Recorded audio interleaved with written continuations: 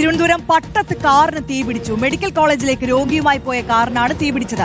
ആളപായമില്ല. Fire force എത്തി തീയണച്ചു. രോഗിയെ police ജീപ്പിൽ ആശുപത്രിയിലേക്ക് കൊണ്ടുപോയി. ഗോപാൽ ശിലാസനൽ കൂടുതൽ വിവരങ്ങൾ നൽകും.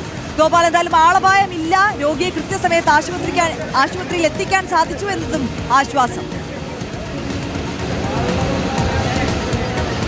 തീർച്ചയായിട്ടും അത് വളരെ ആശ്വാസം നൽകുന്ന ഒരു കാര്യം തന്നെയാണ്. കാരണം ഇന്ന് രാത്രിയോടുകൂടിയാണ് ഈ സംഭവം തിരുവനന്തപുരം പട്ടം പ്ലാമൂട് വെച്ച് ഉണ്ടാകുന്നത്.